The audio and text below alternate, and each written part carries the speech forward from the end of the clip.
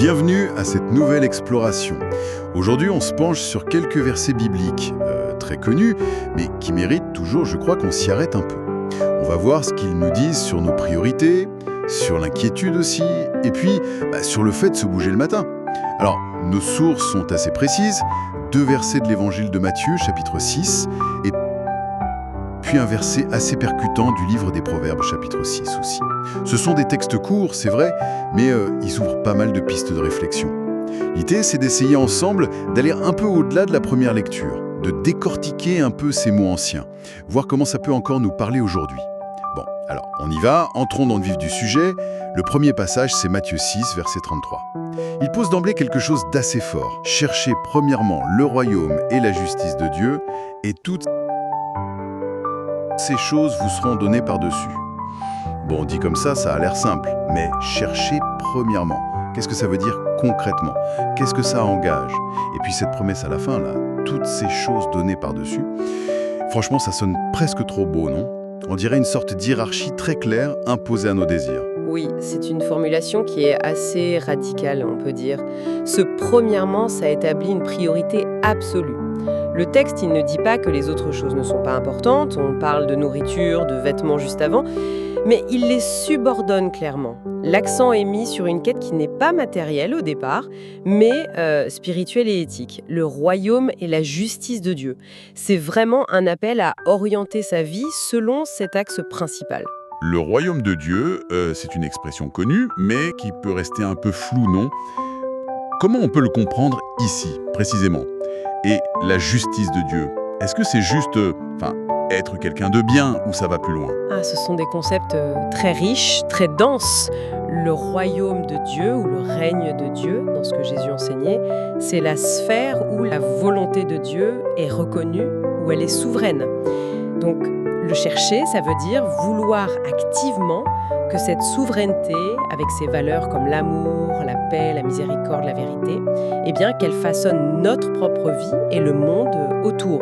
Ce n'est pas juste attendre passivement quelque chose qui viendra plus tard, c'est s'engager à vivre ces valeurs maintenant. Et la justice de Dieu, dit Kaiosune en grec, ça va effectivement plus loin que la simple honnêteté. C'est une droiture qui découle de cette relation à Dieu. C'est une conformité de tout l'être, pensée, parole, action, à sa volonté. Une intégrité profonde en fait. D'accord. Donc, chercher premièrement, ça signifierait faire de cet engagement, à la fois éthique et spirituel, la boussole de toutes nos décisions, le moteur principal. C'est intéressant. Et alors, la promesse, toutes ces choses vous seront données par-dessus. On pourrait tenter d'y voir une sorte de deal, non? Fais A et tu auras B. C'est si simple? C'est une interprétation qu'on entend souvent, c'est vrai, mais elle est peut-être un peu réductrice. Le terme grec qui est traduit par par-dessus, prostitimi, ça veut dire littéralement ajouter à. Ça suggère quelque chose qui vient en plus, presque comme une conséquence naturelle, plutôt qu'une récompense issue d'un contrat. L'idée, ça semble être que si on s'investit vraiment, corps et âme, dans ce qui est essentiel, la relation à Dieu et la droiture qui va avec, les nécessités de la vie matérielle, elles trouveront leur juste place. Elles seront peut-être fournies d'une manière ou d'une autre. Attention, ce n'est pas une garantie de richesse, c'est plutôt une invitation à la confiance. En se préoccupant de l'essentiel, selon Dieu, nos besoins fondamentaux seraient couverts. Ça remet quand même pas mal en question une vie centrée uniquement sur l'accumulation ou la sécurité matérielle comme but ultime. Oui, cette idée de confiance, de ne pas mettre le matériel tout en haut, ça nous amène assez logiquement au verset suivant, Matthieu 6, 34. « Ne vous inquiétez donc pas du lendemain, car le lendemain aura soin de lui-même. À chaque jour suffit sa peine. » Alors là, voilà un conseil qui semble aller complètement à contre-courant de notre époque. On est obsédé par la planification, la prévision, l'anticipation des risques. Ne pas s'inquiéter du lendemain, franchement, c'est réaliste ça. C'est sans doute une des paroles les plus difficiles à mettre en pratique, oui. Le petit mot « donc » au début est très important. Il relie directement ce verset au précédent. C'est parce que la priorité est le royaume et que Dieu est censé pourvoir. Alors, l'inquiétude pour le futur devient moins légitime, ou en tout cas, elle devrait être relativisée. Il faut bien comprendre le mot grec « mérimnao » qu'on traduit par « s'inquiéter ». Il ne s'agit pas d'une planification raisonnable ou de la prévoyance normale, hein. Il s'agit plutôt d'une anxiété qui ronge, d'un souci qui nous divise intérieurement, le mot a la même racine que mérizo, qui veut dire diviser, et qui finit par nous paralyser. C'est cette anxiété-là, l'anxiété stérile, qui est visée. D'accord. Et la formule à la fin, à chaque jour suffit sa peine. Elle a un côté un peu fataliste, non? Comme si on devait s'attendre au pire chaque jour. On peut l'entendre comme ça, c'est vrai, mais le sens est probablement plus pragmatique. Le mot peine, kaka en grec, ça peut vouloir dire mal, difficulté, fardeau. L'idée, c'est que chaque journée, elle apporte son propre lot de défis, de tâches qui demandent toute notre attention, toute notre énergie. Alors, se tourmenter à l'avance pour les problèmes hypothétiques de demain, c'est se surcharger inutilement aujourd'hui. C'est gaspiller son énergie mentale, émotionnelle. C'est un appel fort à se concentrer sur le présent, sur ce qui est là, à portée de main. Quand demain arrivera, il deviendra aujourd'hui. Et on aura, en théorie, si on suit la logique du verset 33, les ressources pour y faire face. C'est une sorte de réalisme spirituel, en fait. Gérer le présent avec confiance. Je vois la logique, oui. Si on met vraiment sa priorité ailleurs que dans la gestion de tous les scénarios futurs possibles, comme dit le verset 33, ça libère une certaine énergie mentale pour affronter le présent, le verset 34. La confiance en une sorte de providence devient alors une condition pour ne pas être complètement submergé par l'anxiété. Mais ça soulève quand même une question. Jusqu'où elle va, cette confiance? Est-ce qu'elle ne risque pas de nous conduire à une certaine passivité? C'est une excellente question. Et c'est précisément là, je crois, qu'intervient notre troisième extrait. Il vient un peu bousculer cette image d'une confiance un peu trop béate, peut-être. On change de livre, on change de ton. On va dans les Proverbes, chapitre 6, verset 9. « Jusqu'à quand, paresseux, resteras-tu couché? Quand te lèveras-tu de ton sommeil ?» Le contraste est saisissant. On passe d'un appel à la confiance, qui apaise, à une interpellation très directe, presque agressive, quoi. Ah oui, effectivement, le ton change radicalement. On sent presque le coup de pied pour sortir du lit, là. Ce paresseux qui est interpellé, c'est une figure assez négative dans la Bible, j'imaginais. Tout à fait. Dans le livre des Proverbes, qui fait partie de ce qu'on appelle la littérature de sagesse, très orientée vers la vie pratique, l'éthique sociale, la paresse est vraiment considérée comme un vice majeur. Elle est constamment associée à la négligence, à l'irresponsabilité et puis finalement à la pauvreté, à la ruine. Les versets suivants, 10 et 11, le développent. Ce n'est pas juste un défaut personnel, c'est vu comme quelque chose qui nuit à l'individu, mais aussi à la communauté. Donc l'appel à se lever, c'est une exhortation très, très concrète à l'action, au travail, à la diligence. Alors là, la tension est palpable. D'un côté, Matthieu nous dit « Ne vous inquiétez pas, cherchez d'abord le spirituel, le reste suivra ». Et de l'autre, Proverbe nous secoue en disant « Arrête de dormir, au boulot ».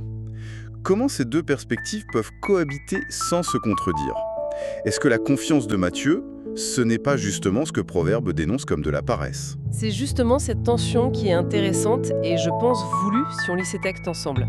Elle nous oblige à nuancer.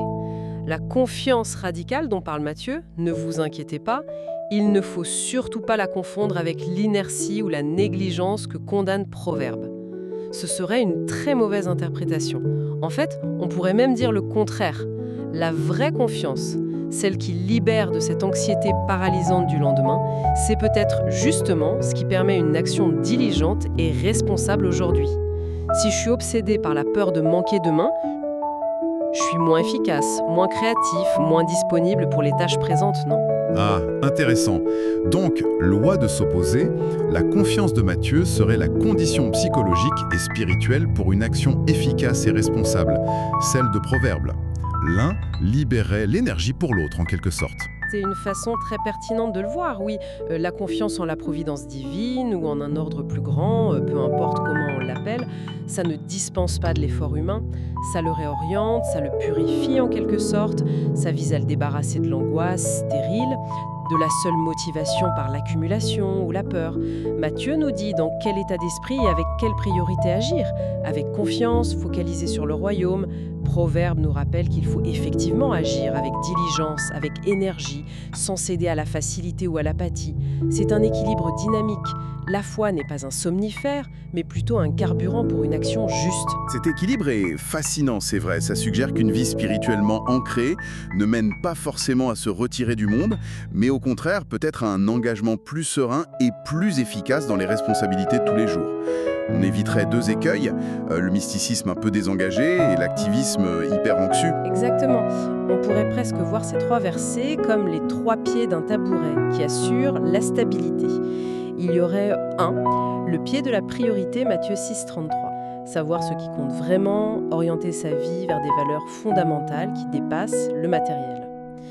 2, le pied de la confiance, Matthieu 6,34. Cultiver une certaine sérénité face à l'avenir incertain, s'ancrer dans le présent, se libérer de l'anxiété qui ronge. Et 3, le pied de la diligence, Proverbe 6,9. Assumer ses tâches avec énergie, avec responsabilité, valoriser l'effort et l'engagement concret. Si on enlève un de ces pieds, l'équilibre est rompu. Trop de focus sur l'action sans la confiance, ça mène au burn-out anxieux. Trop de confiance sans action, ça mène à la négligence passive. Et la priorité juste, eh bien, elle donne la direction aux 2 autres. C'est une belle image, celle du tapis-mais. Et c'est vrai qu'un écueil fréquent, ce serait de mal interpréter ces versets pris séparément. Par exemple, utiliser Matthieu 6,34 comme une excuse pour ne rien planifier du tout ou ne pas prendre ses responsabilités. Absolument. Ou à l'inverse, lire Proverbe 6,9 comme une justification pour un travail acharné, sans limite, au détriment de sa vie spirituelle, familiale, de sa santé. Ce que le contexte plus large de la sagesse biblique ne cautionnerait pas non plus d'ailleurs. La sagesse, elle réside vraiment dans l'articulation de ces différentes dimensions. La confiance de Matthieu, ce n'est pas de l'insouciance irresponsable, c'est une liberté intérieure. La diligence de Proverbe, ce n'est pas l'agitation fébrile, mais l'engagement responsable. Bon, si on devait synthétiser un peu ce qu'on a exploré, ces 3 petits extraits nous invitent donc à une réflexion assez profonde sur notre manière de vivre. D'abord, sur ce qui est vraiment notre priorité numéro 1, Matthieu 6,33. Ensuite, sur notre façon de gérer l'inquiétude face à l'inconnu, en nous poussant vers plus de confiance et de présence à l'instant, Matthieu 6,34. Et enfin, sur la valeur fondamentale de l'action engagée, du travail bien fait, en nous mettant en garde contre la léthargie, Proverbe 6,9. Et ce qui est assez remarquable, je trouve, c'est à quel point ces thèmes sont actuels. Ces textes qui ont des millénaires posent des questions qui sont vraiment au cœur de nos vies modernes. Dans un monde saturé d'infos, de sollicitations, où est-ce qu'on met notre énergie prioritaire? Face aux incertitudes économiques, écologiques, sociales, comment on cultive une forme de sérénité sans tomber dans le déni? Quelle place on donne au travail, à l'effort, à l'ambition, dans une quête de sens qui va au-delà de la simple réussite matérielle? Ces versets ne nous offrent pas des réponses toutes faites, mais plutôt des principes pour naviguer ces tensions. Le vrai, la pépite ici, c'est peut-être ce paradoxe. La confiance la plus profonde, elle n'engendre pas la passivité, mais au contraire, elle libère la capacité d'agir de manière plus juste et plus engagée. Tout à fait. Et ça nous laisse peut-être avec une question ouverte, une piste de réflexion pour chacun, pour chacune. Comment incarner concrètement, dans le tourbillon de nos vies actuelles, cet équilibre qui est quand même assez délicat? Comment cultiver à la fois cette confiance fondamentale qui apaise l'âme face aux incertitudes de demain et cette diligence active qui nous permet d'affronter les défis de chaque jour avec courage et responsabilité? Où est-ce qu'on place personnellement le curseur entre, disons, le lâcher-prise confiant et l'engagement résolu? Peut-être que la réponse n'est pas fixe d'ailleurs, mais un ajustement constant. Repère précieux pour ce voyage, en nous invitant à vérifier régulièrement notre boussole intérieure, nos priorités, notre moteur, notre niveau de confiance ou d'anxiété et notre engagement dans l'action concrète. C'est une invitation à vivre avec peut-être plus de profondeur et d'intégrité.